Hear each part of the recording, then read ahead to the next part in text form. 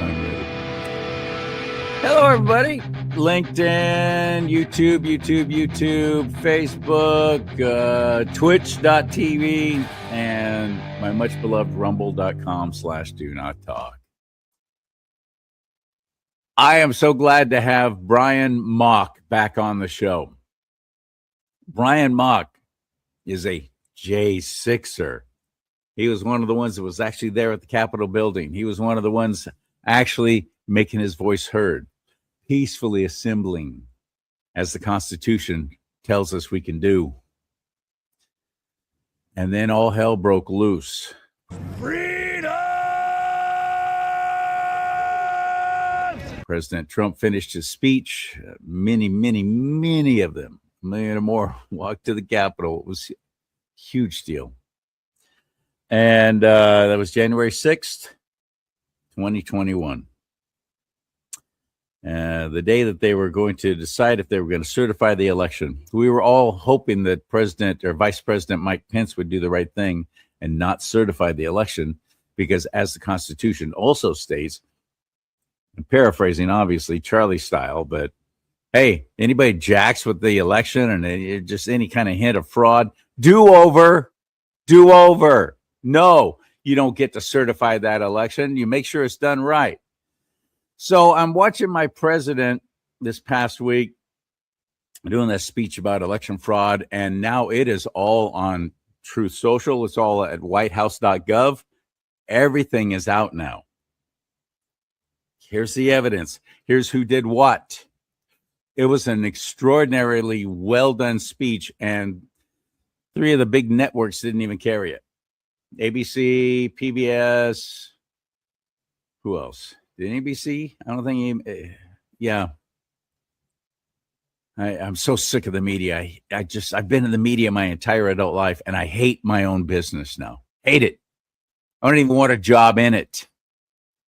I work at some radio stations. I'm a radio DJ personality, mostly country music stuff, and a talk show host. And I've been politically active for quite a while.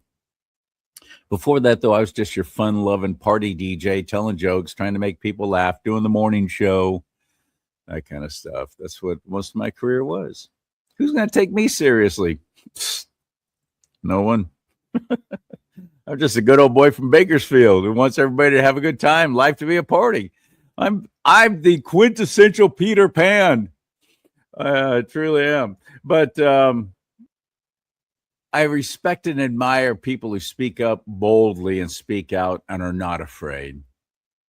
Now, actually, that is me. I am that guy. But I wasn't there at the Capitol building on January 6th. I wish I would have been. I wanted to be. I wanted to be at the Capitol building for this past 4th of July, our Independence Day, 250th birthday celebration. I wanted to be there. I don't know what was going to happen, how it was going to turn out. I just wanted to be there. For me, it's finances. It's a financial thing. I just don't have the money. I'm one of those fixed income guys now that I always said I would never be. Living in Northern California, one of the most expensive areas in the nation. Barely. Making it paycheck to paycheck. By the way, you want to help? Buy some of the merchandise on my website at charleesimons.com, like this big old 20-ounce coffee mug, or 15-ounce coffee mug. Sorry, made it bigger than it is. It is a big mug, though. Of course, it's red. Let's talk about politics and religion. Do not talk. I got shirts and hats, and, this hat.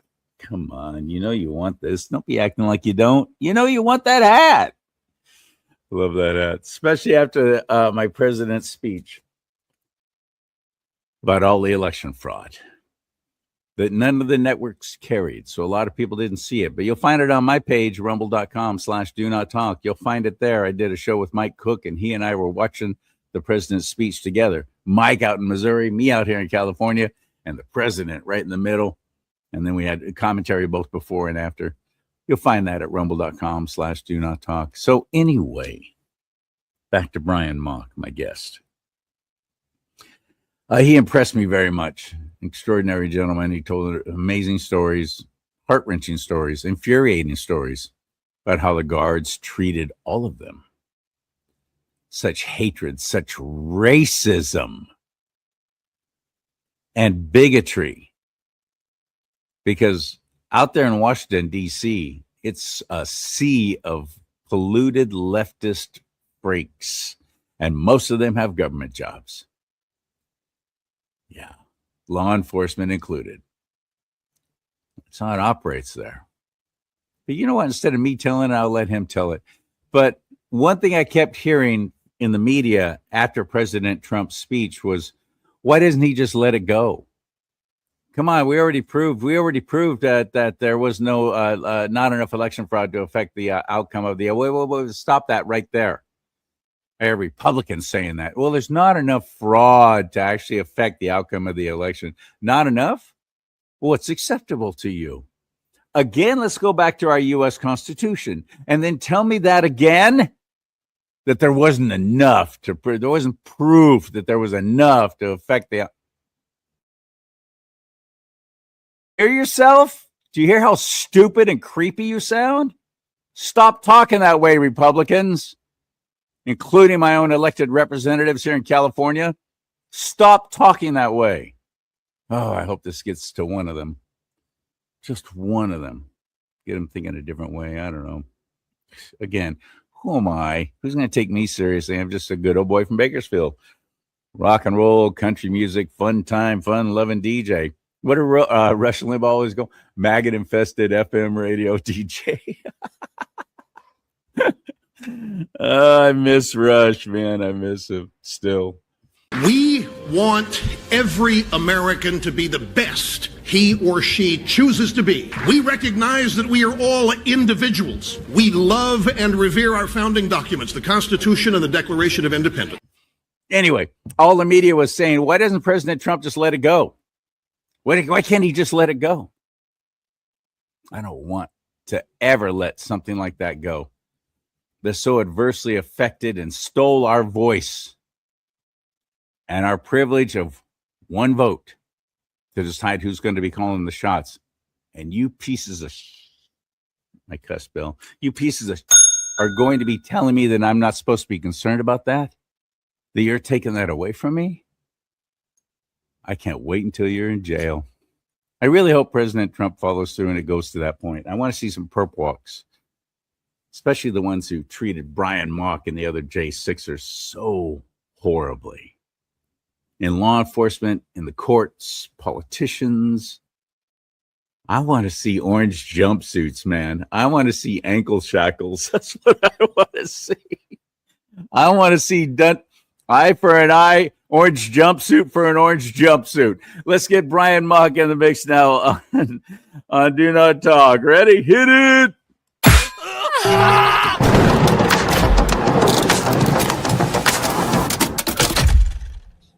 What's up, stud? Welcome back. Thanks for having me back on, CharLee. You're hitting all of it. You're speaking my language. I don't know if you need me on. You can just keep going for a little bit. That's I like the orange jumpsuits, the perp walks. I think we're right in line on that one.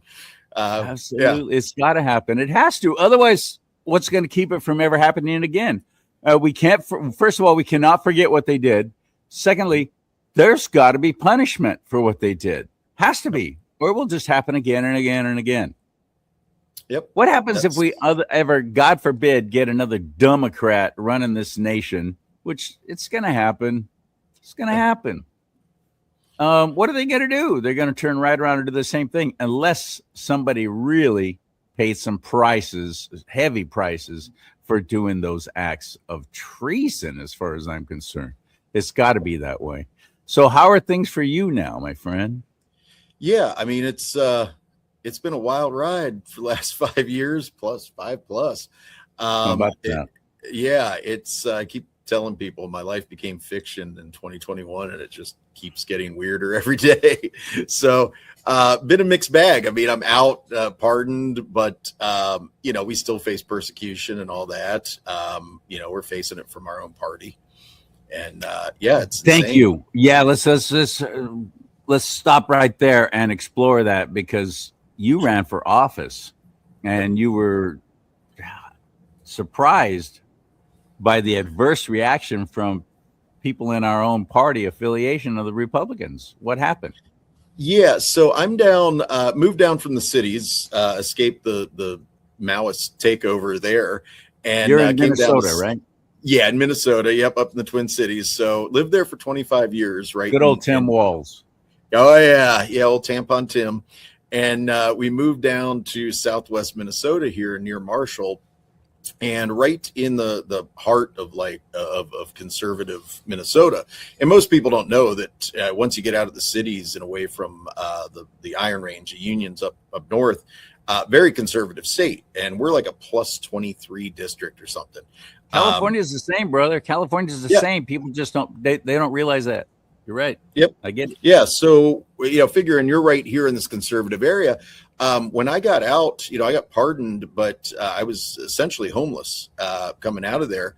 And my girlfriend, who was really just a supporter at the time, we didn't know each other. I came down here, met her. Luckily, she has terrible taste in men, so I'm doing well. But she had literally a foreclosed home that she had just acquired, and people in the neighborhood literally helped build that to where it was livable for a place for me to move into, which was amazing. I was blessed to have that. But I wanted to give back to that community. And this is the thing that I saw, and that, ultimately that I wanted and was missing, and go, hey, there's a sense of community. I could speak about who I was and not have to hide the fact that I was a Jan 6er here. Not have to worry about people literally coming at me. Or vandalizing my house or threatening me physically. And so I could be open about it. And, I had seen a ton. And, when I got out, I had been advocating for prison reform, and I had actually uncovered billions in fraud through the Bureau of Prisons. And so when the fraud came out here in Minnesota, they said, hey, look, a bunch of people came to me and asked me to run for office, saying, hey, you had the guts to stand up and literally go to DC and stand up, speak out at the Capitol. I called out Bondi. We got into the DOJ. My prosecutor got fired 11 days after I met with Ed Martin. So we had done things that were successful, and we actually got a task force created within the Bureau of Prisons by my work with the DOJ. So people said, hey, you will actually stand up. And that's what we want. We're tired of the wishy-washy RINOS and those that are, we'll sit there and say what we want them to say, but turn around and vote for this budget and this omnibus bill. So I came in and ran for endorsement. And I think I was telling you before, I consider myself a unifier, because I managed to unify all of the establishment conservatives with the Democrats and the media to all work against me. And so it's work it was against you. Oh yeah. The last thing they wanted was someone that was actually going to go in there and stand up for the people, someone who was not going to be bought,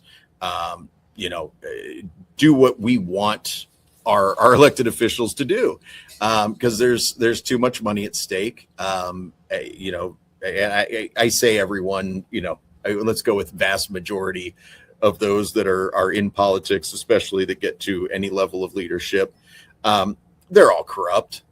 We see it from top down, and it's crazy how corrupt people are, even a local level. You go through your counties and cities, and it's the corruption's rampant, and nobody ever gets called out or checked on it, because you're all part of the country club. So I wasn't part of the country club, and so you don't get money, you don't get endorsements, and if you don't have endorsements and money, you better be independently wealthy to try to fight back against it. And right. I'm not. Or not have to worry about a full-time job, because you're going to be walking right. precincts like crazy. And you were running for state rep. Yeah. Oh, you were. Oh, you were going for the biggie. Oh yeah. Oh, no wonder why they didn't want you. No wonder why. Because I thought you were like board of supervisors, something local. Oh no, I don't mess around. Don't mess around, man. I'm sorry that happened. I really am. Did they have an establishment candidate who was already an incumbent that you were going up against? Could that have been why? No, well, the one that had stepped aside, they had their hand picked guy in there. So I was literally fighting against, state senators, state congressmen, campaigning for this guy. Hell, our congresswoman, her whole group was fighting against it. So, I knew what it was going in. So it wasn't a shock. But what I really wanted to do out of it was let my voice be heard and find out who amongst my community were like-minded individuals. Because there's going to come a day of reckoning here with these people. They can only push so far. So it's nice to know who you can trust in your community.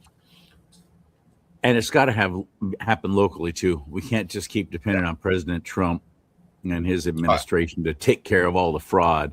We have been turning a blind eye to it for way too long. All we've done is complain and whine, but we don't show up at city council meetings. We don't show up at county board of supervisor meetings. We don't show up at school board meetings. We don't show up.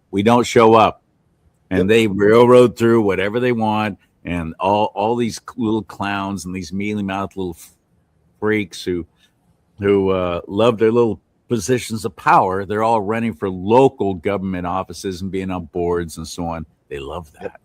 They love that little position of power. And we aren't getting involved, but then we're working, we're raising families, we're doing things that affect our lives right here in our home, our little home. Yep. But that's not supporting the community. I don't think. I don't know. I don't want to. I'm not doing it myself.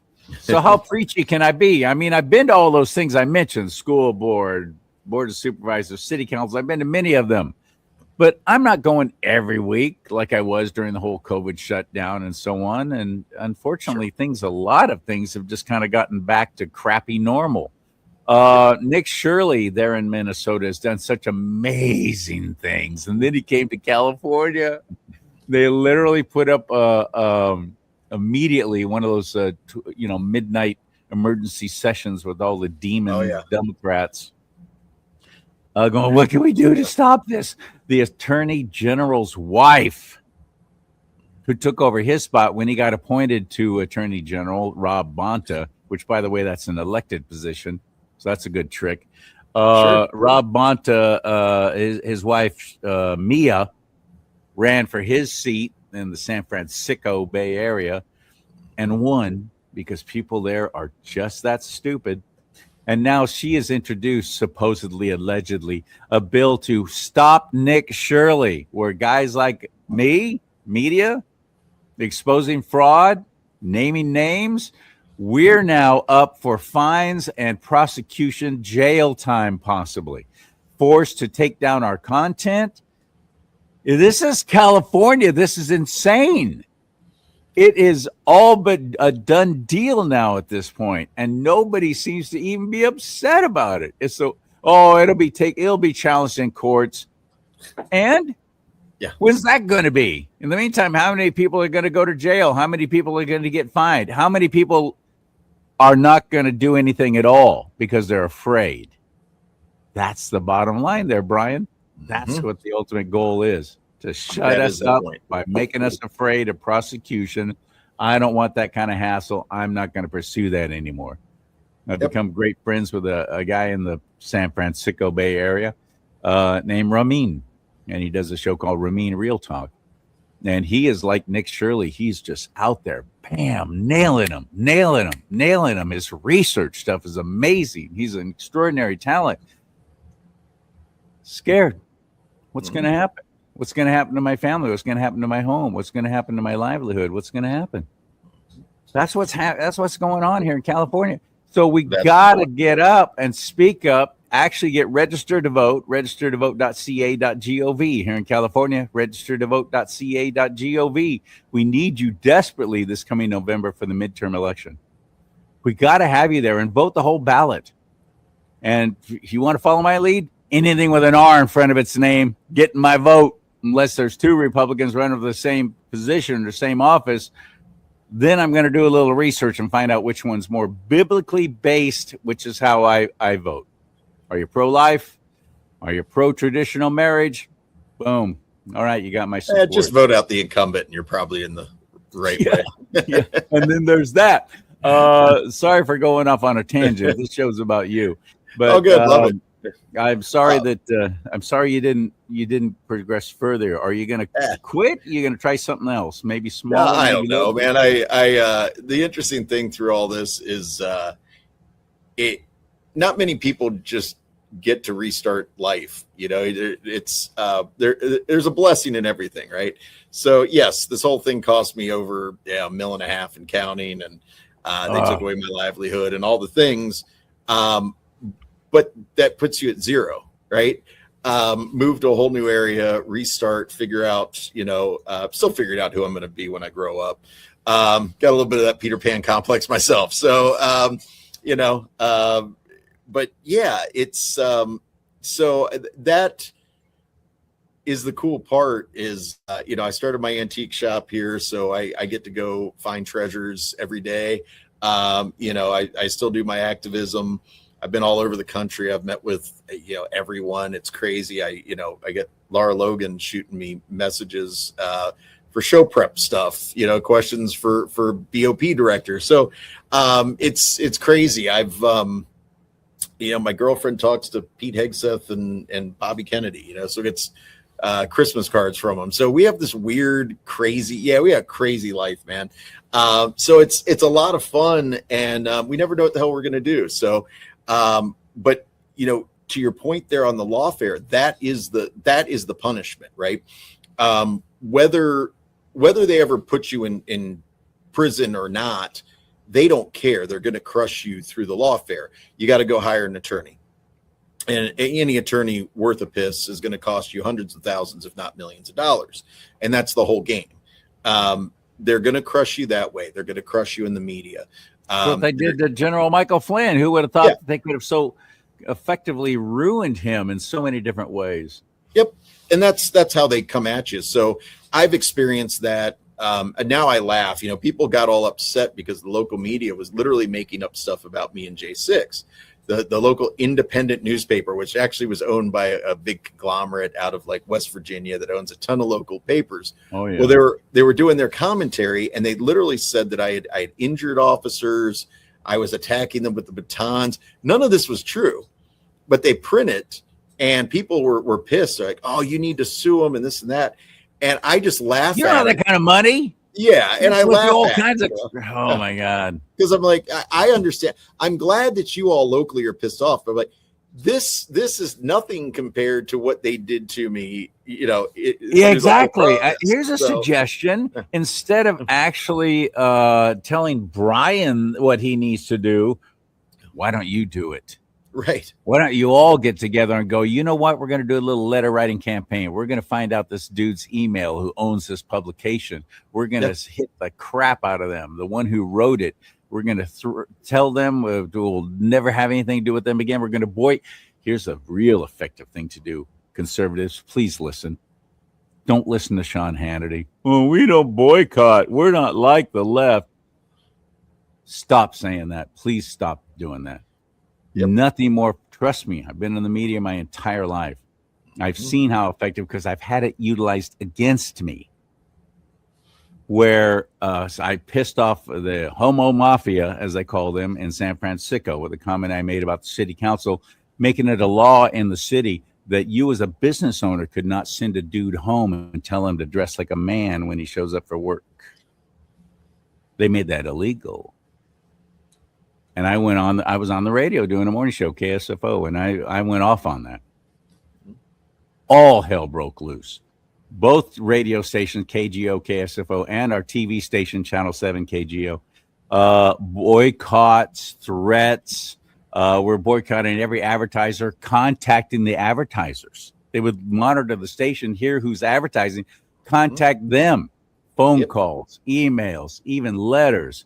We're never going to set foot in your business again. And I'm going to tell all my friends in our little homo mafia, none of us will shop at your place of business. How dare you support them? Pull your advertising from that station. All this to get me, little old me, fired. Yep. It's incredibly effective. Thank God I had a general manager where I was working. Mickey Luckoff was his name. I'll never forget him. What a stud. He goes, nope, Charlie, everything you said, that was your opinion. You didn't make anything up. You just told the facts and what you thought about it. That's your job.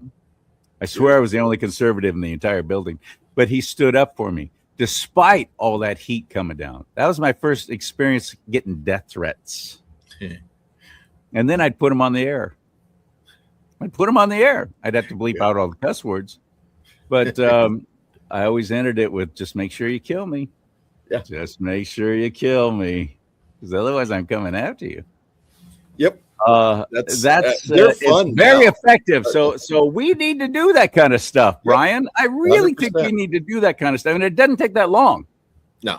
And if you can get a group together, I'm in a conservative group called Freedom Riders out here in NorCal, Freedom Riders 1776. And we just flag up our vehicles and our trucks, and we drive around areas and so on, show support and show a little patriotism and let people know in our neighborhood, you're not alone.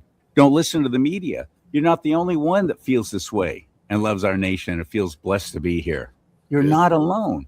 And that's invaluable to me. But that group, all they'd have to do is send out, hey, they did this for my friend Brian Mock, who's a J6er, and here's the newspaper that did it, and here's the contact information I got for the guy who runs it or owns it, and let them go. Yep. We got to do that, my friends. We've got to all come together and start doing that. What's happening right now with Walmart? Walmart has got a whole wall of hijab crap down in Texas. Yeah. Muslim Islam crap, a whole wall of it in Texas. I'm boycotting Walmart officially. It's my first time saying it on the air. Boom, done. Not setting foot in. And plus, I got enough stuff made in China anyway. I don't need any more. Thank you very much, Walmart. I'm done with you.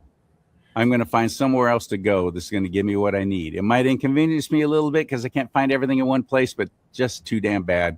I'll make do. I'm not going to support you for doing this to our United States of America. And the worst part about all that, Brian, is what I'm finding with our fellow conservatives is, well, it's freedom of speech. It is freedom of speech. Or religion. I'm sorry. I didn't mean speech. I meant religion. Freedom of religion. Yeah, you're right. If Islam was a religion, it's a form of government. It's just another oppressive form of government. Sharia law is no better than Nazism, for heaven's sake. You're going to do it our way or you're going to die. You will comply or you will die. That doesn't fit with the United States of America and with our U.S. Constitution and our Bill of Rights.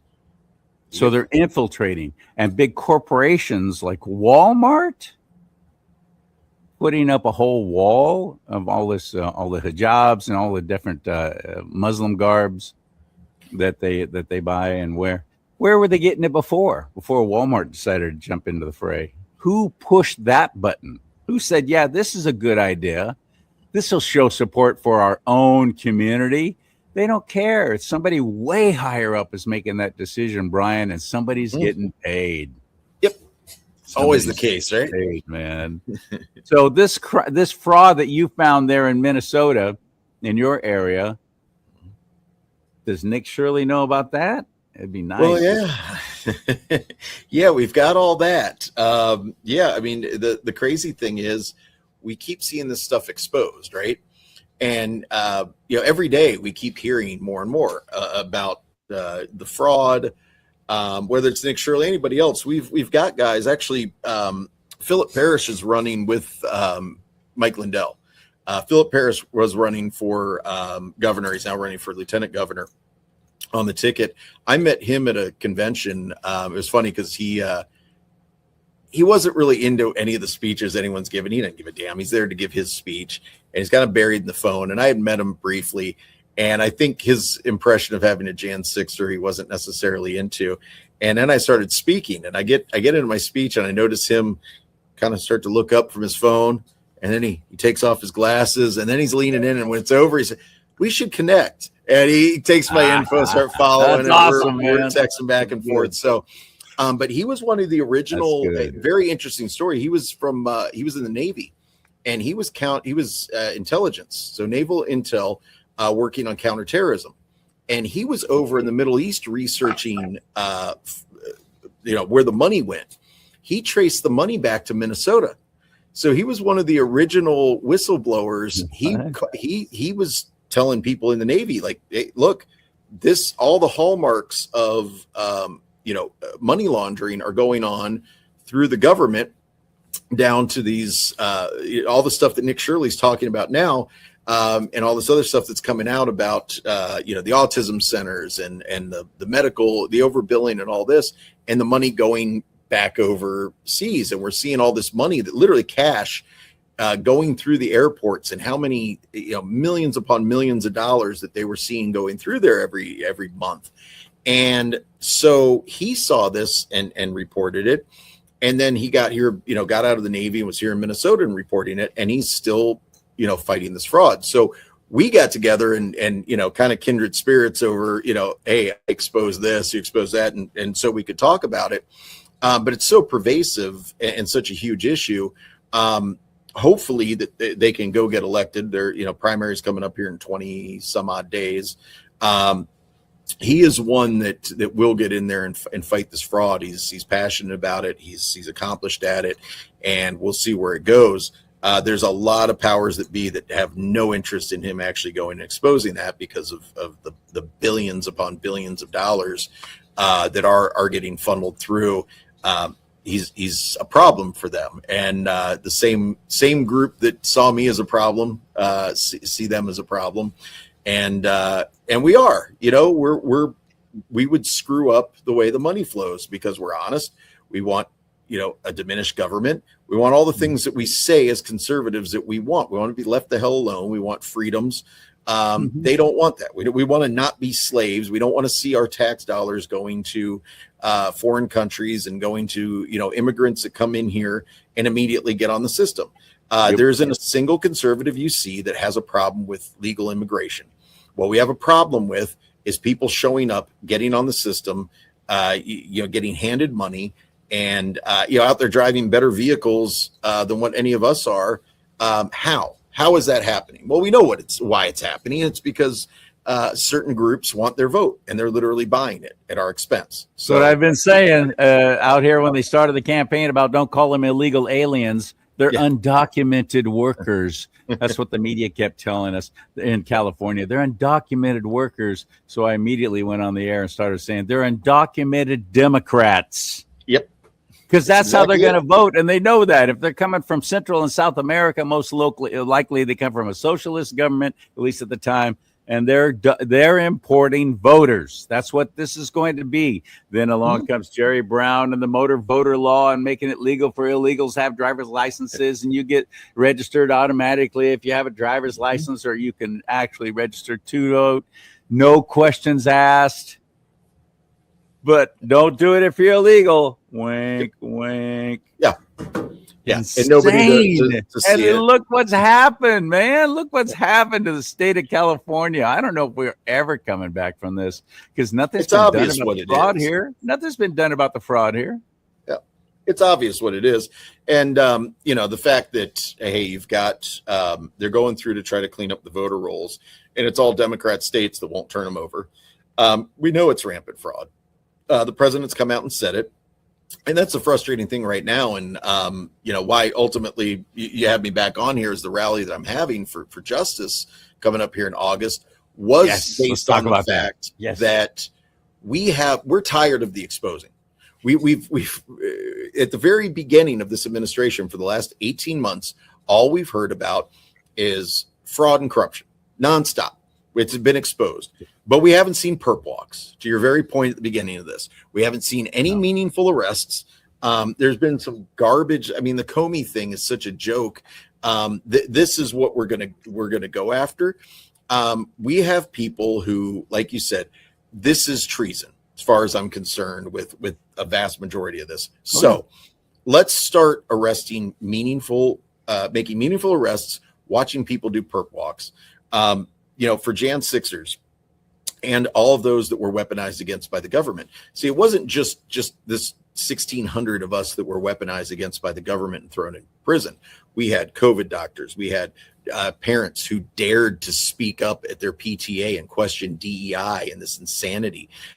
Those in California who would dare to question, hey, maybe we shouldn't have genital mutilation of our children without parental consent. Does anybody have a problem with? Oh, I'm the problem now. I get my kids taken away. Okay, right. For daring to ask the question. So there's a whole group of us who are weaponized against by the Biden DOJ.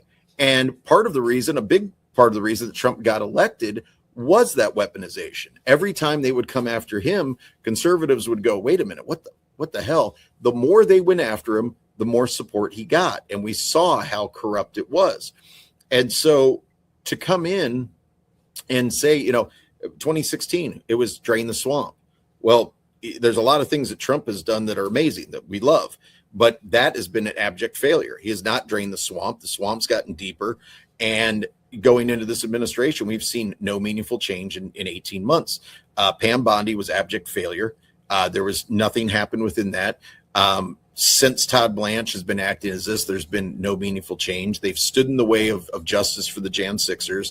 I've been in the DOJ. I've been sitting with the weaponization department. I met with Ed Martin. My AUSA was fired, my prosecutor, within 11 days of me being there when they asked for specific information and exposed this. I exposed billions in fraud within the BOP, Bureau of Prisons. They created a task force based on my information. All of that was a Band-Aid and to look good, to show the optics that they were doing something, but there was no actual meaningful change. They're currently holding thousands of people in prison illegally past their due date to be released for monetary gain. You said currently, like it's still going on? Still going on.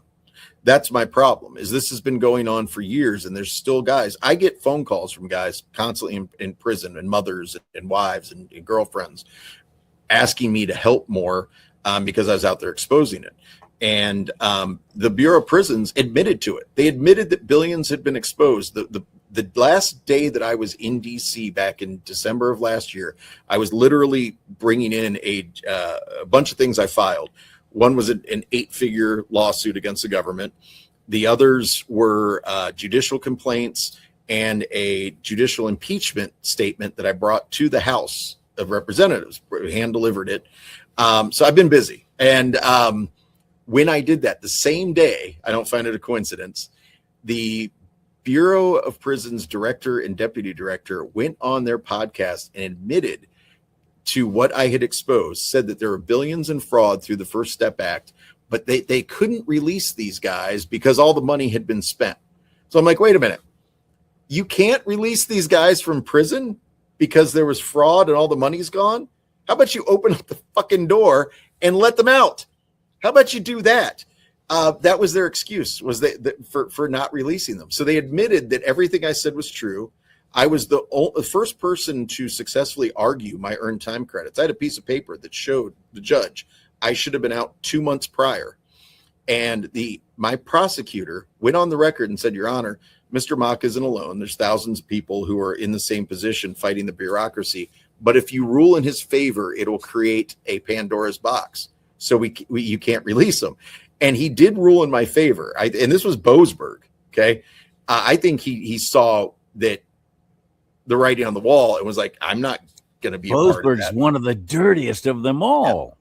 Yeah. He was covering his own butt. He knew what this was. So he did release me, ordered me released that day. But I sat homeless for 17 days. That was on the 3rd of January. So I was literally living in a hotel room in Wisconsin waiting for my pardon because Minnesota wouldn't let me back in the state.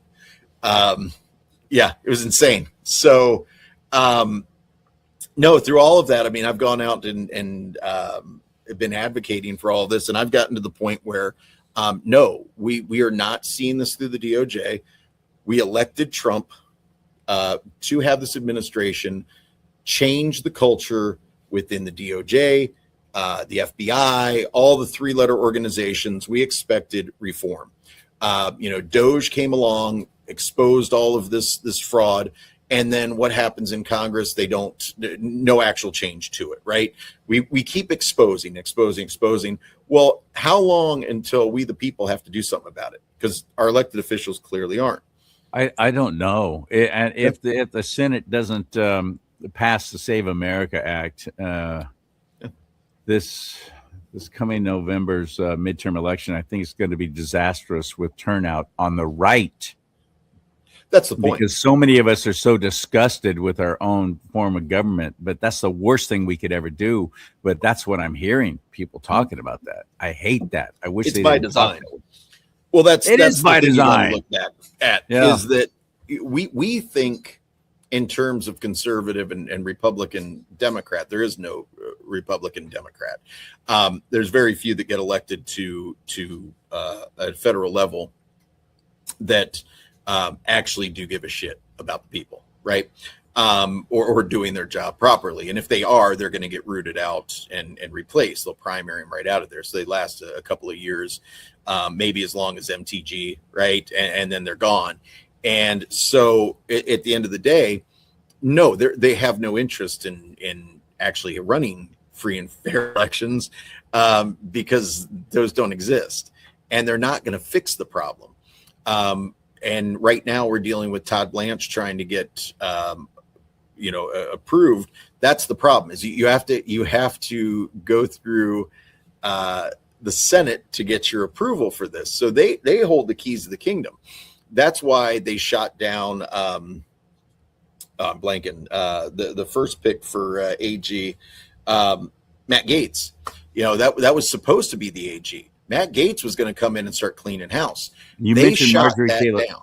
You mentioned Marjorie Taylor Greene, by the way, just a little bit ago. Her and Matt Gaetz and Ted Cruz, I think, maybe Lauren Boebert are the only ones who showed up there at that DC gulag in Washington. Yeah, DC. no Ted Cruz. He might have taken a photo op later, but when we had Matt Gaetz was the biggest voice saying, this is insane. Somebody look at what's going on. Let's get them out. This is insane what's happening to our own fellow American citizens just for peacefully assembling and letting their voices be heard at the Capitol building, because there's some who went in, because there's some who were, and I believe they were plants dressed up like they're all MAGA, and they weren't. We know that there were FBI plants there. We know that now. We're trying to incite, trying to incite and get you all riled up and going into the Capitol building, and then they got you. But people were arrested who never even went into the Capitol building. If I remember right from our first show, you're one of them. Yep. You never even went in there. Nope. I'm one of the 81 heaviest charged Jan 6ers for quote unquote violence. My violent act, there was a 5-minute span that they charged me with everything they charged me with. And when I wouldn't bend the knee, they kept escalating. I went through multiple, so it initially started as a complaint. I was actually held in pretrial detention with nothing ever going in front of a jury. The judge illegally held me pretrial on a complaint. And then they went to a grand jury and got an indictment. They lied on all of that. We've proven it. And then when I wouldn't bend the knee, they got a superseding indictment, charged me with more stuff. And then when I wouldn't take their plea deal of 30 to 36 months, they went and got another superseding indictment and tacked on more stuff. Now, it was so absurd that they had to list their assaults. The only thing that I did that they could construe as an assault was when I was literally leading officers off of the area because there's a breakdown on the Lower West Terrace and people were leaving. I kept pointing at this door where they were leaving. And literally officers would turn around and realize, okay, we got to go. I pat them on the back. There's a whole series of this. And the one that I came to, you see my hands immediately go up and I step back and he threatened to shoot me. And I've got on record, it took me 3 years to find it. I kept telling people this story that an officer threatened to shoot me. And I had attorneys that I fired that told me that I'd committed perjury by lying on the stand about that, saying that in court. And I said, I absolutely did not. I've not lied through this whole thing. And they had never been able to find a single contradictory statement. I had done hours upon hours of podcasts when I finally got out pre-trial. I had written letters. I had testified. All of that with literally dozens upon dozens of hours and all this stuff. They never found a single contradiction in anything I ever said. And so I had I pushed a shield. It was a split-second reaction. This guy literally took his hand off the shield, had just threatened to shoot me, and reached down to his side. And a split-second reaction, I pushed the shield. Well, he was standing on another shield, and he had slipped and fell on his butt. But to the right of me was CNN, MSN, Fox News, BBC, you name it. And so I became a face of violence on January 6th. And what the goal was to get me to plead out. And in all the pleas, what it was blame Trump, blame the Proud Boys, blame the Oath Keepers. Those were the scapegoats. That was the plan. Let's please, we'll come back. Yep. But there's a lot there. About this the first time we had you on, mm-hmm. And anybody who hasn't seen that show, I want them to understand this. This plea deal that they were offering to Brian was basically one of those, what do they call it, boilerplate, where all the plea deals were the same. That they were trying to get all who were arrested, incarcerated, not even yet charged with anything. Mm-hmm. They said, you sign this and we'll make it real easy on you. We'll get you this, we'll get you that, we'll let you go, we'll give you just time served. But sign this thing. What did that thing say? What did that plea deal say? The entire narrative that they gave about, going there. We were there for an insurrection, right? That was the thing. We were there at the behest of Trump to cause violence, that the Oath Keepers and Proud Boys were involved in this. That there's basically a grand conspiracy between Trump and these extremist groups, that's what it was, right? And it was never that. It was there. That wasn't why any of us were there. It was all their made up narrative. But the reason they wanted that was for when Trump was going to go to trial, that they were going to have all these signed pieces of paper. Well, there's 2,000 people that all said that it was Trump's fault. His staunchest ally all showed up there who committed the violence. Look at these charges. Look at all these violent insurrectionists. They all said it was Trump. That was the deal. And so why we're the pardon was the very least he could have done. What we need now is justice, and that's what we're after, and that's why I've been pushing for this. It's why I keep showing up in Washington. It's why I'm here doing this. Is we keep pushing for that justice, and part of that is making the Jan 6ers whole, and really any of those who are weaponized against by the DOJ. You can't destroy people's lives. We still face that. There's guys committing suicide. We just had another suicide of a Jan 6er because people can't get jobs. They can't rent apartments. They've taken away their whole life. They're getting out of prison and they got to go rent. And they what? Can't. Because they were in prison, or specifically because they were Jan 6? Oh, Jan 6. Yeah, we got tons of people who've gotten hired and get fired because they find out they're a Jan 6er, or they go through the background check. We've had dozens of suicides through this. People's families, they've lost wives and kids. And I lost my career, my house. I'm $1.5 million in the hole from this and counting. What I got out with, that I was left with after being vice president of my company, was my truck and what I could fit in a small storage unit. So, literally a truckload of my stuff was about what I had left. And, I had to go out and rebuild from there, from complete scratch. At the time, 46 years old, coming out, and you don't just replace a business that I had built up, over the course of decades. My kids, the time I lost with them, you don't replace that. You don't fix those relationships. I've got family I'll never talk to again. How do you replace that? What's the dollar amount on that?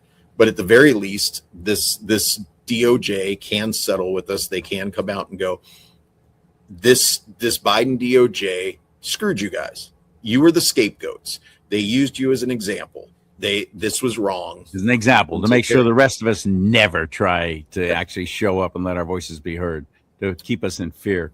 That's just it. But they're still doing Trump, it. For anybody who goes, well, how come President Trump isn't doing anything to help these people get back on their feet? He did. He donated the winnings of a lawsuit against the IRS and said, instead, I'm setting this money aside. I'm not going to keep any of it. I'm setting this money aside. and adding to it even to pay back all these people all these J6ers who lost everything like Brian did. And then one judge said, yeah, no, you don't get to do that. And seems to have shut the whole thing down. I think it went. Well, it's actually worse than that. It wasn't just the judges where that was coming from. That was set up to fail.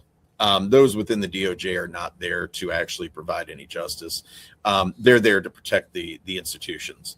The ones that just shut that down was the Senate, and specifically Republicans within that. Cornyn and Tillis right now are standing in the way of this. In the nomination of Todd Blanche as AG has to go through the process, and the Senate has to approve that. Well, the ones that are standing in the way are the RINOS. And here's the funny part of it. The Arctic Frost scandal, right? Because they had their phones tapped. The worst thing in the world that could have happened to these Republicans was to have their phones tapped. And they're screaming about Boasberg getting impeached.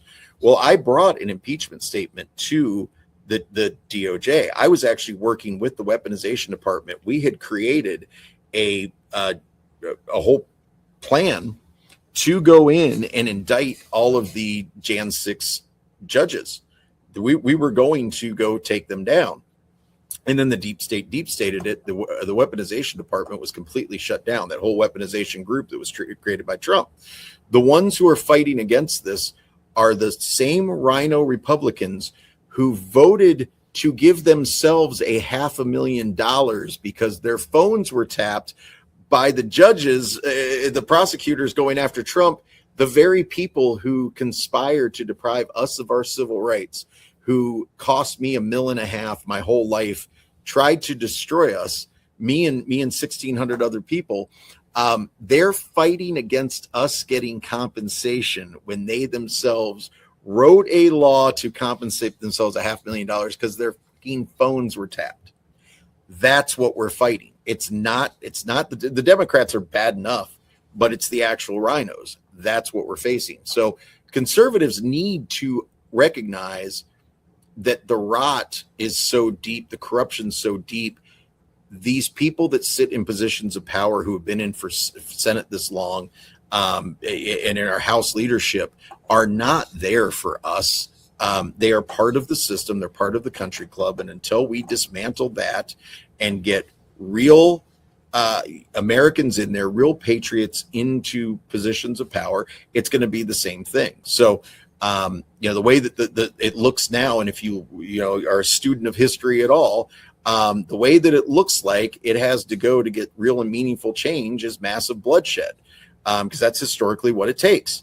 And so we either change now or it's coming, whether it comes in months, years, or decades.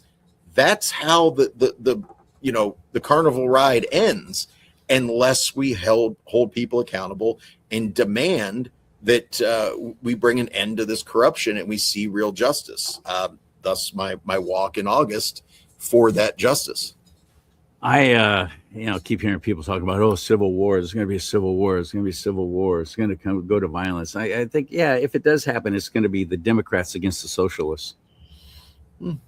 I really think that's what's coming with the DSA, the Democrat Socialists of America. How in the world did we get to this point?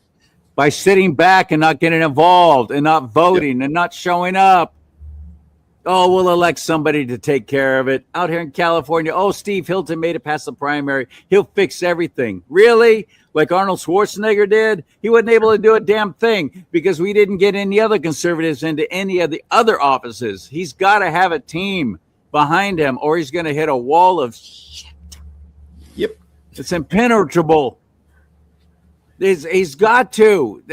We've got. So that's why I love what you're doing, and I wanted to let everybody know about this. If you missed J6 like I did, and you're thinking, I wish I would have been there. Well, now here's an opportunity to actually let your voice be heard. Show up, and it's August 29th. So we got 5 weeks.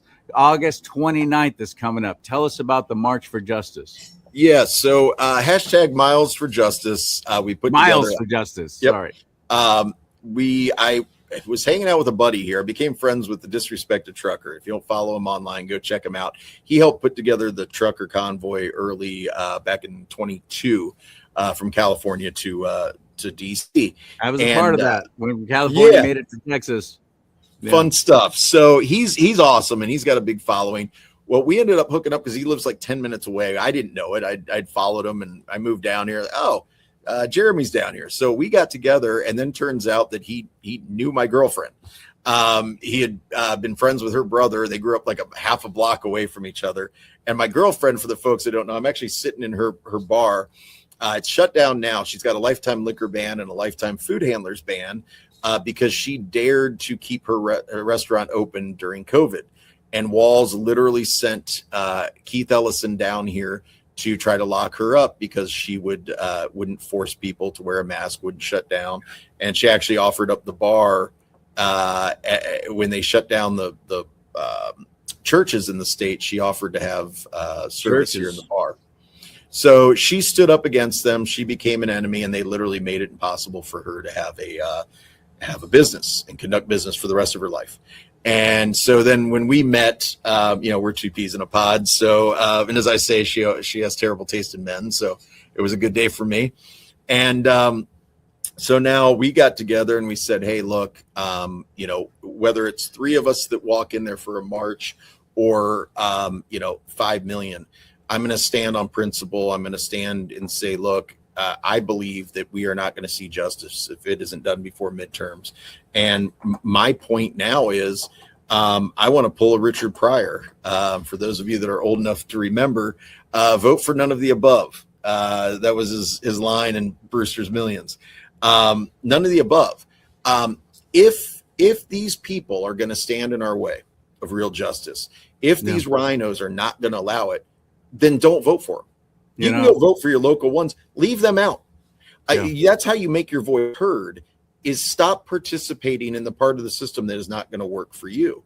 And that's where we're getting is to go, yes. That makes me nervous, though, out here in California, because we got such a tiny, they're a super majority. So I wind up having to vote for RINOs, and I know that they're freaking RINOs, but it's better than having another somebody with a D in front of their name, because I know what those demons stand for. A RINO, at least you can influence and coerce, hopefully, and the party can have a little influence. But out here in California, the Republican Party's infiltrated too. Well, it's make them start listening to you, because if it's the only fear that they really have and the only power you really do have. If you go, look, we're done with you and we'll step away. They need us out there. So if that fear is there, because quite frankly, the way I'm looking at it right now is it isn't the Democrats that are stopping us from getting justice. We have the House, we have the Senate, we have the Supreme Court, and we have the White House. Why in the hell has nothing happened? We've seen no meaningful arrests. We've seen no meaningful change. Right. So clearly, they are not working for us. So why should we participate in that system? It's a real question.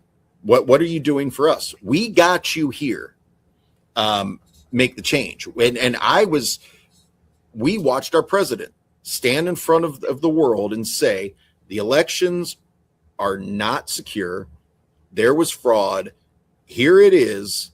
Now, I stood to support the congressmen and senators that were going to vote to decertify. When I stood up outside of that building, I got shot with rubber bullets. I got beaten. I got gassed. I had explosives thrown at me. I watched old men and women getting the shit kicked out of them out there for standing up for their rights. And they were right. They were right to stand up and question it. That's all that they did, and they were attacked for it. So those people should be made whole. Those who question COVID, which we know is a lie. Those people that had their lives ruined. Those doctors that got their practices taken away. Those parents who stood up against DEI, or not even stand up against it. Dare to question a PTA and get put on a watch list as a terrorist. Right. Those people that had their lives destroyed through COVID, like my fiance, a lifetime liquor ban, a lifetime food handlers ban as a restaurant owner, because you dared to say, hey, you can come in this restaurant, whether you want to wear a mask or not. That was her crime. Remaining open and saying you can come in here if you so choose. That was it. And so that's the tyranny that we face. So those people should be made whole. This weaponization fund that was created. The only problem that I have with it is 1.776 billion was nowhere near enough. It needs to be about 30 times that to start taking care of people the way that they should be. And our government, yeah. Oh, you want to use taxpayer money for that? Absolutely. Yeah. Yeah. I think that the taxpayer money going to those of us that we're weaponized against is a far better use than the illegal immigrants that you bring in. Or they use taxpayer money to incarcerate you. They use taxpayer money to railroad you in the courts. They use taxpayer money for the law enforcement. That was all taxpayer money. You didn't have a problem with that, did you? Nope. Jimmy? How about all the money going overseas? How about the Ukraine war? How about the Iran war? How about all the reasons that we send money overseas? How about we put that in the pockets of the people who are weaponized against here and start to show that our government is supporting the people that are weaponized against, starting to make good on that. That's a start in this whole process. And then it's exposing what we've seen, because I could sit here for weeks and exposed everything about Jan 6. I was the first person to get into the media that there were undercovers there and that they were represented by a rainbow bracelet on their wrist. I actually literally smuggled that out of the gulag in 2022 and got it to the Epic Times. That's what forced Christopher Wray to have to go back in front of Congress and admit it. It's been a crazy run for the last 5 years. Dude, I did not know that. Yeah. That's crazy. We didn't cover that in our first show. I never knew that until right now. That's awesome, man. I would have gone back to prison longer because I had to sign a protective order. In order to get our discovery, we had to say that we wouldn't share that with anyone. And so me exposing what I exposed, there's a whole mess of it that I had to leak to various groups. There's stuff that I've kept that is my life insurance policy. I sincerely believe the only reason I haven't been killed to date was because I've pulled out evidence back when I first got pardoned. My TikTok blew up. I had 2 fake followers, and I went on there and I posted a video because something went viral that I filmed. I literally went back to pick up the other Jan 6er from the prison I was in with his mom. And that started going viral. And people were asking a different person about me, like, oh, this is his account. And they sent me to my account when I had 2 fake followers. And I said, shit. Okay, well, I'll just put out a couple of videos real quick, explain who I am. And I said, well, I'm going to my storage unit. I'm going to pick up some of the stuff, including my big box of evidence. And I'm going to show you evidence of Nancy Pelosi, who was directly responsible for January 6th. Yep. My account blew up overnight. I had 15,000 followers in like 20 hours and like 300,000 views or something insane. And my teenager looked at it and he goes, Dad, you didn't even use hashtags. You're not even doing it right. What the hell's wrong with you? Right. Yeah. And I was like, I don't know. How do you do this TikTok thing? And so I blew up, and then I was literally about to go live. I made that announcement that 7 hours later I was going to go live when I came right down here in this, right where we're sitting, and I got they banned my account permanently because I was going to go live with evidence on TikTok. And, yep. And so I've actually, upon getting out the first time, because I got out pre-trial, I did a year pre-trial. I managed to get myself out. I was the only Jan 6er that did that. That wasn't for medical reasons. And then I spent 2 years pre-trial. I had to go back into prison. So I got to have my life destroyed twice through this whole thing. But I had given a bunch of people some evidence and said, basically, if anything happens to me, this is my dead man switch. Get this out to media sources. And I had some specific ones that I wanted them going to, and it was going to go out wide, stuff get put online. And I still have stuff that I haven't exposed about Jan 6. I could blow your mind. I keep adding to it. I've uncovered exactly how they did the operation, who was involved within the intelligence community. It went international, went through multiple agencies. I know the who put it all together. I've had whistleblowers come to me because they knew I was doing an investigation. I've met with the Jan 6 committee, the current one. They are not going to take this seriously. They have They will not talk to my whistleblowers. I have people in the courts that prove that they are destroying evidence. They've literally destroyed entire hearings. Jan 6 hearings have been wiped off the record. Like they don't exist. They're out at Pacer is where you find all this stuff. That's been purged of it. They're destroying evidence. They've been destroying evidence the whole time. They continue to do it. So you don't get any further within the DOJ. They're there to protect it.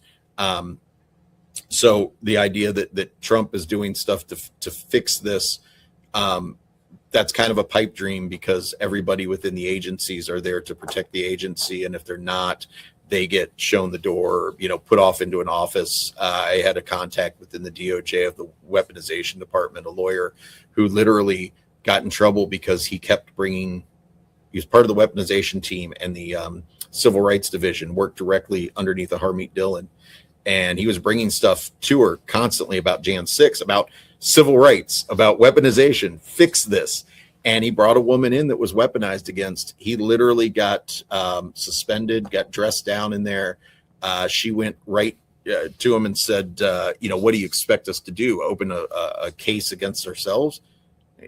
Well, yeah, we're the civil rights division. This was done during the Biden. We are the DOJ now. We don't do that.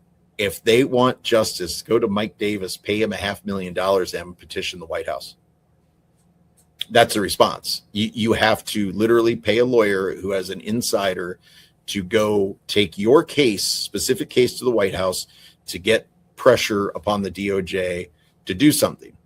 And then you can get the justice only if the powers that be within the Senate will approve that, or you'll be let go at a certain point. So there's only so far you can push, because the whole machine will come against you. That's the reality of it. Oh, Lord help us. Yeah, it's worse than you think. I mean, this is Cliff's Notes. This is highlight the stuff that we've seen. We spent 6 months right after the pardon, basically living in DC.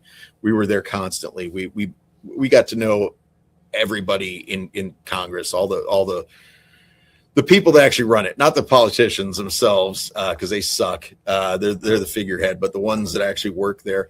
We knew the secretaries, the kids that would sit out there and check in, and all the chiefs of staff. We knew them, and how it all worked. Like, so we're getting in the DOJ. We got in the White House office. The ones, by the way, who have we've discovered are not even vetted. No. These staffers not even vetted. Oh God, it's we insane. have no idea if they're spies. We have no idea if they're here legally. We don't even ask. Yeah, it's worse. I was fairly well informed going in, but spending the time actually advocating for something being in DC, it is so much worse than you or any of your listeners could possibly imagine. It is so much worse than you could possibly imagine. It is so corrupt. There's what it really is. It's gross. Is the corruption and the incompetence on top of it is what's staggering, and the lack of accountability anywhere. All it is cover up. You never expose the system. I literally presented back in December a 30 some odd page risk assessment of oversight failures across all three branches of government over a 5-year span, covering 2 different administrations. And it was ignored. When it was ignored on January 6th, I said, okay, I gave them a deadline and they missed it. And I said, I'm going to go public, start exposing. And I started going public. I literally went on Emerald Robinson the next day. Within 5 minutes, I started getting calls that Ayanna Presley of the Squad, shaved head, black chick from Boston area, complete lunatic, always just screams nonstop, just yells. That's what she does. That's her shtick. Right. And she has a placard, a big picture of me up on the floor of Congress with my name across it, calling me a fraudster and a criminal because I exposed what they were doing. And when I exposed the billions in fraud, I know how it goes and loops through, goes through some billionaires and circles back into the pockets of politicians. Everybody gets paid off along the way. I figured out how it goes and how certain prison reform groups are paid to promote prison reform, but they're not actually doing that. They are to an extent, but when you control all these groups that protest, right, or are about reform in any way, are all funded by the people that are getting paid through them.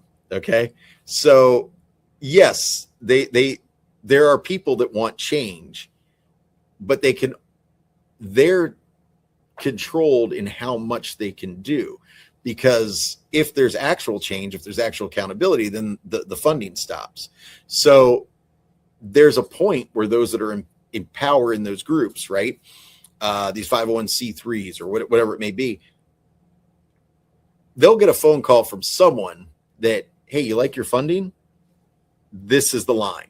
This is as far as you can go. If you step over it, your funding gets cut, your organization is going to get dismantled. We literally were working with congressmen and senators and various different people who were supporting the efforts that the 501c3 that I was working with for prison reform. We were making some massive headway, and we were trying to get funding for this thing done. And when we pushed too far, a group literally came in and called everybody that was supporting us within about a 24-hour period. Everyone that was supporting us, all the congressmen that we were working with, had called to ask them to take their names off of the literature that were basically like endorsements for the organization. So they effectively just destroyed the organization, and then literally started bribing people to get them to leave and destroy it. That's what they do. So they discredit, bribe, steal, destroy, whatever they can do if you get too close or too far. And that's just the reality of it. There's almost endless money. We're screwing with their it's an ongoing criminal organization. That's what our government is. And those that arrest are there to, the police that don't know it, the law enforcement don't realize that by and large they're being used to enforce that. They're the foot soldiers for a mafia is really what we're facing. The court system is there to punish and destroy any of those that would stand up under the guise that we're doing it for, a law and order. Some things they are, it's great. Oh, look what the FBI did. They took care of all these pedophiles. Well, yeah, pedophiles suck. We can take care of those. I'm not losing sleep or worried about any pedophile coming in and taking my rights. I'm worried about the federal government in there destroying our way of life. The pedophiles aren't the ones that are bringing in illegals by the truckload to get them to vote to destroy our way of life and start a Maoist revolution right here in the United States. Okay. Now, we could take care of that locally. We could take care of those guys. If they let the prisons actually take care of the pedophiles, that takes care of the problem right there. But they're actually a protected class within the prison. If you get in a fight with a pedophile in prison, you get a hate crime charged against you. What? Are you serious? Is that bad? Yep. Yeah. Pedophiles are protected people, and they've got it great in prison. Yeah. Yeah. It's not that long ago that if you were a convicted child molester, you were going to find yourself exiting the planet one way or the other. They run the yard in a lot of prisons. Yeah, there'll be a small group of non-child molesters. The crazy thing is, where I was in prison, when I initially went in there, the guy that does the intake said, just go find yourself the solid whites and you'll be good. Like, solid whites? They literally tell you, basically, join a gang. Like, they call them cars, who you ride with. So, blacks get together, Hispanics have their groups, and then there's the white dudes. Well, it's if you weren't a snitch, right, and you're not a pedophile. There was a small group of the actual, like, solid white dudes, because that's what you do. It's all race based in there. It's who you can associate with, eat with, go to rec with, and then the pedophiles were all one big group. It didn't matter. But they outnumbered all the rest of us in prison for sure. So, but yeah, if you touched one, it didn't matter what the circumstances were. Even if one came at you, you were going to get charged with a hate crime, and you were definitely going to get time added to your sentence for that. They're absolutely protected. So the fact that I see all this crap go through with the FBI about that, which is cool. Like, yes, end child trafficking. I think we can all get behind that, but we don't need the FBI for that. Quite frankly, the FBI is so corrupt and so broken that we need the FBI to go away. It's not what it was initially set up to be. They were supposed to investigate. Actually, back during Prohibition, they couldn't make arrests. They could get a warrant. They brought it to the sheriff. They didn't carry guns. I like that. How about we take away the guns from the FBI? Now we have them with the IRS. Why is the IRS carrying around weapons? That was a Joe Biden thing. 85,000 of them carrying weapons. IRS agents. Yep. So, no, one of the things I got used against me in court was, I think I called for somewhere on one of my Facebook posts was, calling for the complete destruction of the federal government, dismantling of all these things, the IRS, the monetary system, and restarting under the Constitution. Like, let's redo this. I don't call for a revolution. We already had that. What I call for is a re-revolution where we actually follow the Constitution. We don't have to rewrite the thing. Just follow what we got. We already have the right system. It's that simple. Enforce the laws is all that. Yeah, it's Enforce weird. The laws. And the Constitution of the Bill of Rights is the law of the land. Yep. That's it. Dang, buddy. Yeah. Well, there's an opportunity coming up August 29th at the Capitol building. Actually, we're going to start at the White House, walk down past the DOJ, and circle back up. I have an audience of one. People are getting on me because the Senate won't be there. I gave them an opportunity. As far as I'm concerned, the Senate and the House are so corrupt, they're done. The DOJ can provide justice for all of us, and the president appoints that DOJ. So I want the White House, I want this administration to start the process through the DOJ. The DOJ can expose all of this. They can bring the cases against them. They can bring criminal cases against all of the criminals that actually exist in DC. We had a plan put together through the weaponization department, weaponization group, to actually bring these judges in front of the courts, and they could do that right now. So I know how to do it. I helped I did write the initial brief on this. I have proof that the courts conspired to deprive U.S. citizens of their civil rights. They conspired to do it. We can prove it. They should be in prison for it. Period. End of story. I agree. So. And you can show up and march with Brian on August 29th. What are the details? Fill us in. So, yeah. And then in the lead up to that, what we're asking people to do is put together little videos on your social media. Just put a hashtag Miles for Justice. Talk about what you want to see in justice. This isn't about a Jan 6 thing. That's obviously what my experience has been, but I also stand for prison reform. People are sitting in prison, should be released. They've served their time. Let them the hell out. That's pretty basic. Yeah. Like I said, the COVID doctors, the people that were weaponized against during COVID, the PTA parents who were put on lists and had their lives ruined. Anyone who stands for justice and expects that this administration should be different. If you voted for that, if you voted drain the swamp back in 2016, the whole thing that we expected to see was change. We voted an outsider in. That was the appeal of Trump, that he was going to stand against this system. That's what we voted for. We weren't voting for Donald Trump. We were voting against the system. We didn't want another Clinton in there. Right? We didn't want an extension of Bush, Clinton, Obama, the same damn thing, the same corrupt system. We wanted real and meaningful change. We wanted accountability. We demanded it. That's what we're standing for. And if you believe in that, stand with us. Put a hashtag Miles for Justice on any of your social media posts and throw it out there. A quick little minute video. We're asking people to walk 1 mile a day. Take a walk. Think about it. Talk to us about how you feel about justice and accountability. We need it, and we demand it before the midterms. and we want to expose those who don't. If we don't have senators and congressmen standing for that accountability and getting in the way of this administration providing it, don't vote for them. They got to earn your vote. And this isn't going to cost you anything. If you want to contribute, absolutely. But it's called Miles for Justice. Brian's putting this together with a whole lot of other patriots, and I think it's fantastic. I hope we show up in the tens, even hundreds of thousands. I don't know. How are you getting this out? What kind of I mean, we only got 5 weeks until it happens. What kind of attention are you getting for it? Grassroots. We're getting more than you think, but everybody, we keep getting calls and texts and emails from folks. We've expanded well beyond just the Jan 6 community. We've got lawyers and legal teams that are behind this.